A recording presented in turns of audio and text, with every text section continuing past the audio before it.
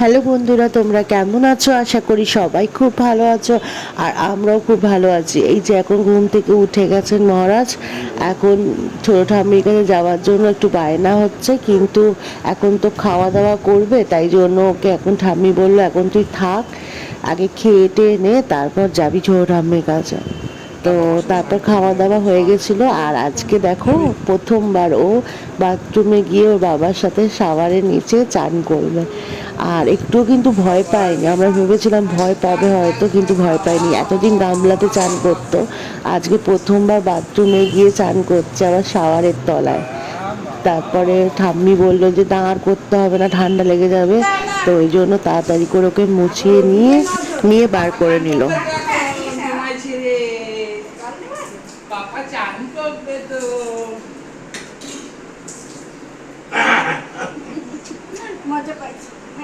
এই যে চান করে এসে চুপ করে শুয়ে শুয়ে কাকে টাটা করছে আমি জানি না। ও ভাবছে হয়তো এক্ষুনি ও ঘুরতে চলে যাবে, তো ওই জন্য টাটা করা এখন থেকে শুরু করে দিয়েছে। আর মুখটা দেখো কেমন করছে, যেন কিচ্ছু জানে না। বিদ্যাসাগরের মধ্যে চুলটা আঁচড়েছে। ভালো লেগেছে চান করে? ভালো লেগেছে? ও কি ভালো লেগেছে না? আচ্ছা।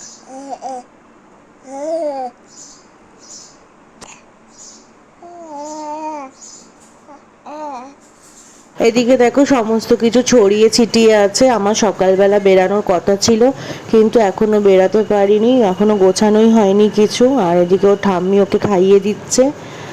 এবার খাওয়া হয়ে গেলে তারপরে ওকে রেডি করে দেবে, তারপর আমরা বেরিয়ে যাব। আর ওর খাওয়া হয়ে গেলে আমরাও খেয়ে নেবো, আর খেয়ে আমি বেরিয়ে যাব ওকে নিয়ে। বুঝেছো, বলেছি না খাওয়া হয়ে গেলে বেড়াতে যাব, ওর জন্য হুড় শুরু হয়ে গেছে। তুমি ভাবো কেউ কিছু বোঝে না, সব বোঝে। এদিকে ওইদিকে ওইদিকে তাকা, দিতে দিস না। তারপর ওকে রেডি করে দাদুর কাছে একটু বসিয়ে দিয়ে আমরা খেতে বসেছিলাম এদিকে। তারপর গায়ত্রী দিদুন এসে গেছে, এবার গায়ত্রী দিদুন নিয়ে ওকে থাকবে, আর আমরা খেয়ে নিচ্ছি। আর আজকে অনেক লেট হয়ে গেছে, খেতে বসতেও 3টে বেজে গেছে। সাধারণত আমরা 1:45-2টোর দিকে খেতে বসে যাই, 2টোর মধ্যে 2:30-র মধ্যে আমাদের সব কিছু খাওয়া দাওয়া কমপ্লিট হয়ে যায়, কিন্তু আজকে 3টে বেজে গেছে। আজকে সব কিছুতেই লেট হয়ে যাচ্ছে।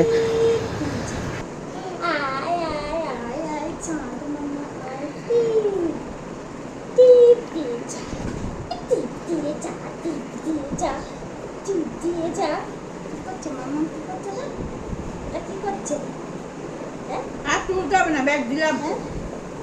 কি করছো?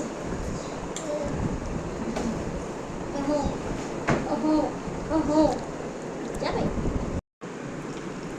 যা তুমি যা। এখন ওর ঠাম্মির কাছে থাক, আমি চানে যাই। চান হয়নি আমার, আজকে বললাম না সব কিছুতে লেট হয়ে যাচ্ছে। চান করব, জামা পরবো, আর ওকে নিয়ে বেরিয়ে যাব। আর লেট করা যাবে না। কোথায় যাবে? মামা বাড়ি যাবে, দাদুর বাড়ি যাবে। এখন কি ঘুম? দেখো তোমরা, চোখে ঘুম, কিন্তু ঘুমাচ্ছে না। যেহেতু শুনেছে টাটা যাবে, ওই জন্য ঘুমাচ্ছে না। ও বুঝে যায় কোথাও ঘুরতে যাওয়ার হলে, ওই জন্য ঘুমাচ্ছে না। আর দুপুরবেলাটা এই সময়ও ঘুমায়। তারপর কিছু করার ছিল না, তারপর ভাবলাম একটুখানি ও ঘুমিয়েই নিক, তারপর বেরাবো।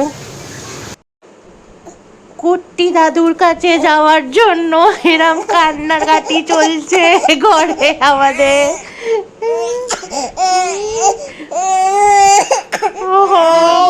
দুপুরবেলা হলেই ও এইভাবে কাঁদতে থাকে কাকিমার কাছে যাওয়ার জন্য, মানে ওর ছোট ঠাম্মির কাছে যাওয়ার জন্য। তো ওকে ঘরে কিছুতেই রাখা যায় না। দেখো এখন কিন্তু যেহেতু ওর পিপি চলে এসছে ওকে নিতে, দেখো ওর চোখে কিন্তু কোনো কান্না নেই। ও বুঝে গেছে এখন ও যাচ্ছে ঠাম্মির কাছে। তো ওই জন্য আমি ভাবলাম আমার যখন লেট হয়েই গেছে বেরাতে, তো একটু ঘুমিয়ে নিক ছোট কাকিমার কাছে, তারপরে ওকে নিয়ে বেরাবো। তো ওই জন্য আমি কাকিমার কাছে ওকে পাঠিয়ে দিচ্ছি। তাই জন্য আমি বললাম তিতলিকে যে তুই নিয়ে যা ওকে কাকিমার কাছে, এখন রাখ, আমি বেরানোর সময় ওকে আমি নিয়ে বেরিয়ে যাব। তো ওই জন্য তিতলি এখন ওকে নিয়ে যাচ্ছে। এবার দেখা যাক ওখানে গিয়ে ঘুমায় কি না, কারণ ওর মাথার মধ্যে তো এটা ঘুরছে, ও ঘুরতে একটা কোথাও যাবে। দেখো 1 ঘন্টা পর ফিরে এসছে, ঘুমায়নি। কাকিমা বলল কিছুতেই ওকে ঘুম পাড়াতে পারলাম না। ও না বুঝে গেছে যে ও আজকে কোথাও একটা ঘুরতে যাবে, ওই জন্য ও কিছুতেই ঘুমালো না এখানে। আমার এখন চান হয়ে গেছে, চান টান করে আমি রেডি হয়ে নিয়েছি, আর এদিকে রেহান পুরো ঘুমিয়ে পড়েছে। আর ওই অবস্থাতেই নিয়ে যেতে হবে, কারণ মায়ের কাছে আমার সকালবেলা যাওয়ার কথা ছিল, আর বিকাল হয়ে যাচ্ছে, ওকে নিয়ে একা যাব, তো তাই জন্য তো আমি চান করে সেদিকে ঘুমিয়ে পড়েছি। সারা দুপুর ঘুমায়নি। ও জানে যে ঘুরতে যাবো কোথাও একটা, তো তাই জন্য আনন্দে ঘুমায়নি। কাকিমার কাছেও পাঠিয়েছিলাম যদি 1 ঘন্টা ঘুমিয়ে নেয় ওই জন্য, কিন্তু ঘুমায়নি। আর এখন না থাকতে পেরে ঘুমিয়ে গেছে, আর 5:30 বেজে গেছে, আর লেট করা যাবে না, তো ওই জন্য বেরিয়ে যাব এখন। চলো বেরাই, তারপর দেখা হচ্ছে। দেখো ছোট্ট বাবুটা আমার ঘুমিয়ে পড়েছে, আমি চান করে এসে দেখি একদম ঘুমিয়ে পড়েছে, আর এদিকে ওকে মাম ঘুমিয়ে ঘুমিয়ে রেডি করিয়ে দিচ্ছে, কারণ কিছু করার নেই, লেট হয়ে যাচ্ছে, আবার ওকে নিয়ে আমি একা যাব। আর অনেকে ভাবতে পারো একা যাবে তো কি হয়েছে, কারণ আমি না এখন একা কোথাও একটা যাই না। যখন স্কুল কলেজে পড়তাম তখন একা একাই সব জায়গায় যেতাম, কিন্তু এখন যেহেতু আমি সব জায়গায় আমার বরের সাথে যাই, ওই জন্য আমার একা যাতায়াতের অভ্যাসটা খুব খারাপ হয়ে গেছে। তো ওকে নিয়ে তো আমি একা যাব, ওই জন্য আমি আর লেট করতে চাইছিলাম না, কারণ আবার সন্ধে হয়ে যাবে, তো ওই জন্য তারপর আমার সাথে ব্যাগ থাকে, ও থাকবে, ওই জন্য আমি চাইছিলাম যে তাড়াতাড়ি দাঁড়িয়ে আছে, তো ওদেরকে টাটা বলে বেরিয়ে গেলাম। আর লেট করা যাবে না, অনেক লেট হয়ে গেছে। উবেরটাকেও 10 মিনিট মতো দাঁড় করিয়ে রেখেছিলাম, আজ লেটের পর লেট, সব কিছুতে দেরি হয়ে যাচ্ছে। তো যাই হোক, আমি একটা কাঁধে বড় একটা ব্যাগ নিয়ে নিয়েছি, সব কিছুই রেহানের, আর ওর সমস্ত জামা কাপড় যেটা থাকে ওইটাও নিয়ে নিয়েছি। তো যাই হোক, একদিনের জন্য গেলেও আমাকে এখন বড় ব্যাগ নিয়ে যেতে হয়, কারণ ওর সমস্ত কিছু আমাকে ক্যারি করতে। আর দেখো গাড়িতে উঠেই ওনার ঘুম ভেঙে গেছে, ঘুম থেকে উঠে ভাবছে আমি কোথায় আছি, গাড়িতে দেখছে চারদার, তারপর জানলা দিয়ে দেখছে সবাইকে, দেখে আনন্দই পাচ্ছে, আবার মুখটা কেমন একটা করে রেখেছে অদ্ভুত, কিন্তু ঘুমটা ঠিকঠাক হয়নি। তো গাড়িতে ঘুমিয়ে পড়ে, কিন্তু আমার মনে হয় না আর ঘুমাবে বলে। মনে মনে আনন্দই পাচ্ছে, গাড়িতে উঠে ভাবছে কোথাও একটা ঘুরতে যাচ্ছি মায়ের সাথে। তো আমি বললাম তুই ঘুমিয়ে পড়, আমি তোকে ঘুম পাড়িয়ে দিই। তারপর ঘুমাচ্ছে না, জানলা দিয়ে দেখছে, তারপর এখন যিনি কাকু গাড়ি চালাচ্ছিলেন তার দিকে দেখছে, ভাবছে এইটা আবার কে। যাই হোক, এখন আমরা যাচ্ছি, আর আজকে রাস্তাটা বেশ ফাঁকা ফাঁকাই আছে, তেমন একটা মানে জ্যাম নেই, তো তাড়াতাড়ি আশা করি পৌঁছে যাব। তো তোমাদেরকে জিজ্ঞাসা করি, তোমরা কমেন্ট করে জানিও আমাদের ব্লগগুলো কেমন লাগছে। জানি খুব ছোট্ট ছোট্ট ব্লগ দিচ্ছি, আর সারাদিন যেইটুকুনি তোমাদেরকে দেখাতে পাচ্ছি সেইটুকুনি তোমাদেরকে দেখানোর চেষ্টা করছি। আর কি বলতো, আমাকে ব্লগে একটু কম তোমরা দেখতে পাও, তার কারণ হচ্ছে আমার না মানে আমাকে কেউ ক্যামেরা করে দেওয়ার নেই, আমি সবারটা তুলে ধরার চেষ্টা করি, তো ওই জন্য আর একা একা নিজেকে ওরমভাবে দেখানো যায় না, তো ওই জন্য আমাকে তোমরা কমই দেখতে পাও। যাই হোক, তোমরা তো তোমাদের রেহানকে দেখতে পাও পুরো ব্লগটাতে, এতে তোমাদের কেমন লাগছে সেটা কিন্তু অবশ্যই কমেন্ট করে জানিও।